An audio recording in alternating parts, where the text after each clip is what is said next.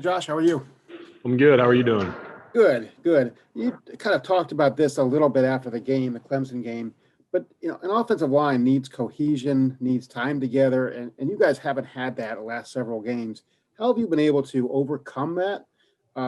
First of all, and how important is the same kind of dominance you had against Clemson to be displayed against Alabama?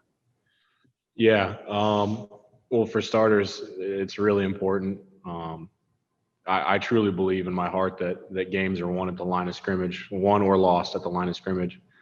And so it's always important. Um, and it's always a focal point of what we do. So huge for sure. And then, yeah, just in terms of cohesion within an offensive line group, um, it is really important. And we're just kind of, you're right. We haven't been able to do it a whole lot this year. Just so many things getting shifted around, so many people in and out. Um, I think we just got used to not having it. We're not used to the same five guys always being there, just doing what we have to get it done. I don't know. It's a good question.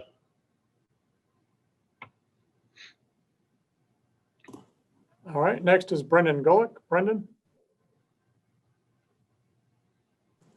Hi, Josh. Congratulations on getting this far in the season and having a chance to cap it down in Miami. I'm curious if you could tell us maybe what you've learned from both Coach Meyer and Coach Day about training to play in championship moments and being, at your mental best to perform in those moments. Yeah. Well, thank you very much. I really appreciate that. And yeah, I've learned a lot from both of them. And I think in terms of what has stuck out to me the most has just been the preparation throughout the week. Both of them have been huge on the preparation throughout the week. And, both of them really have always said that the games aren't won on, Saturday, or in this case, Monday. The games are won on a hard Tuesday practice, a padded Wednesday practice.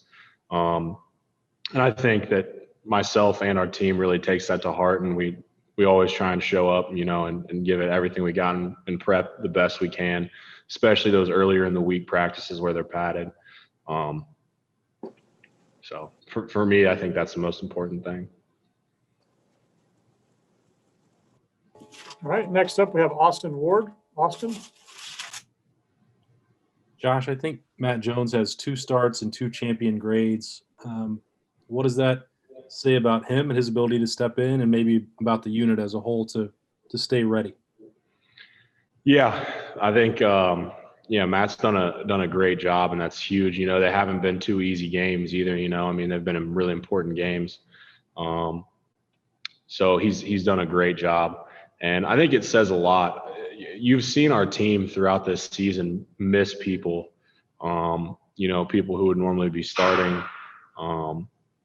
that, just aren't there certain weeks. And I think what you've seen throughout our team is people who typically wouldn't be starting in the situation, and understanding that they have to do what they have to do to help our team win the game. It's a very different mindset when you're going in to a game and you're a second team guy that you think you're probably not going to play, as compared to when you're going to start and you have no choice but to play, but to prepare, but to take the week just dead serious the whole time.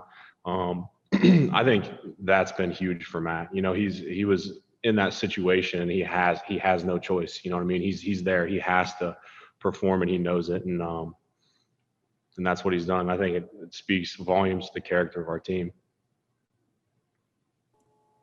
Next will be Nathan Baird. Nathan?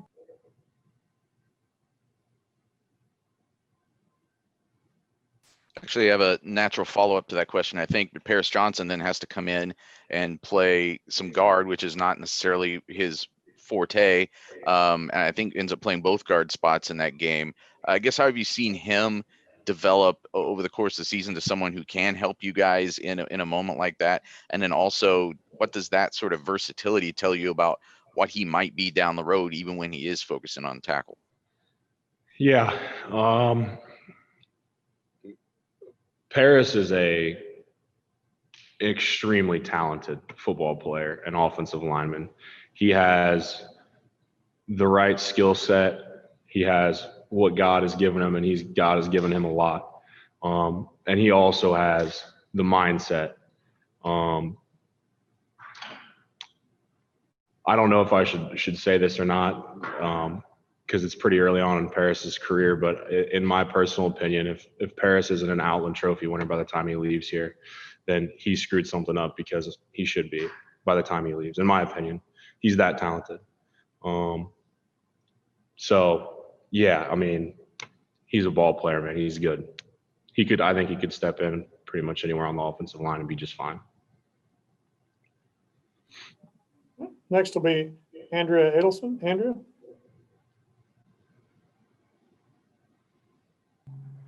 Hey, Josh, good to see you again. I would love your perspective as somebody who blocks for him, what you have thought about what Trey has been able to do the last few games for your team. Yeah, good to see you. Trey has been huge for our team, and it's been so fun. And I think I heard Coach Day say something about this in a different interview, that Trey never once complained. You know, he was a big-time running back from Oklahoma that transferred to Ohio State, and the start of his career at Ohio State didn't exactly go perfectly, and there were just, things were different, and he had a bit of a slower start than he would have wanted, and he never said anything. I never, not one time did he complain.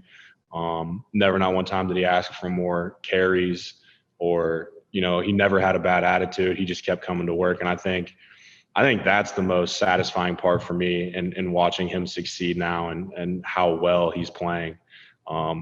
He just does everything right. He never complains. I mean, I'm just I honestly, I can't say enough how happy I am for him.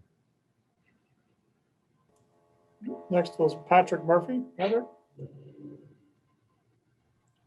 Josh, do your tackles, the starting tackles, get talked about enough for what they do for you guys and how talented they are?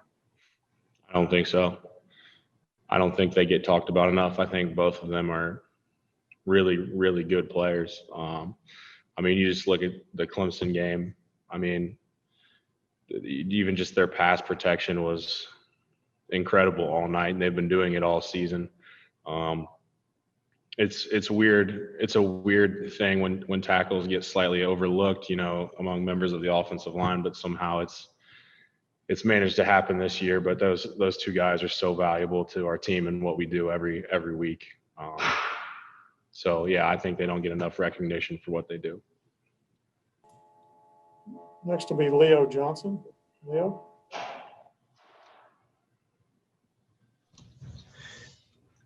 What have you seen in Alabama's, front seven that might pose as a threat for y'all going into this game?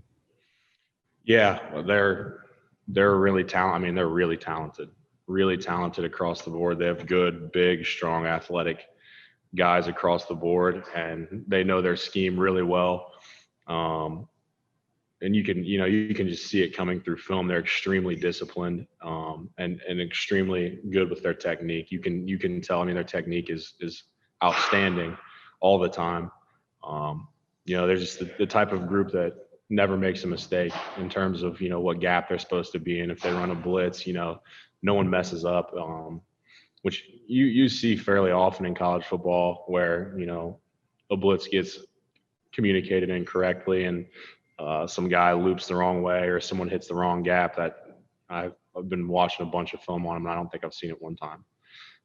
So that's the thing that jumps out the most to me. Next is Dan Hope. Dan?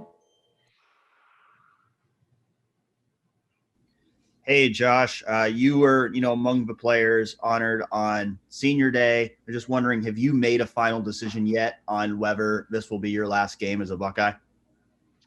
You guys will know that answer on the 12th. Next is Angel Wells. Angel? Hi, so what do you love about playing at Ohio State in the winning and competitive culture that is cemented at the university? And what have you taken away from playing with so many gifted football players during your time there? Yeah, that's a great question. There's so many things that make Ohio State a great place. I think what separates Ohio State is there's great people at Ohio State. I think there's great people at a lot of places, but there's great people at Ohio State who care about you and also will push you in the direction that you need to go to get you to where you need to be in your career. And I think that's a special thing. And I think that the way that the entire university and the coaching staff and everyone inside the facility goes about it is what separates us, in my personal opinion. And then on top of that, just like you said, the culture and the history behind Ohio State football, man, it's just so special. All of the things that we get to do, the skull session on a regular season, and then playing in the horseshoe, and there's just I could talk about it forever, to be honest with you. All right, next we have Tony Gerdeman. Tony? Josh, I wanted to ask about Mayan Williams. Has come on late this year. What's it been like watching him grow? What's it like to block for a guy like that? Yeah, it's fun, man. You guys, I've gotten asked that a couple questions about different running backs that we've had, and they're all fun to block for. Just super, Mayan is going to have a great career here. He runs the ball extremely hard, and as an offensive lineman, I just love that. The lower your shoulder mentality is. I'm a fan. I like to think that's how I'd be if I was a running back. So it's been fun to watch him grow this year and contribute. And man, he's contributed in some pretty key moments as well. So it's been fun. Time for one more from Jeremy Birmingham. Jeremy?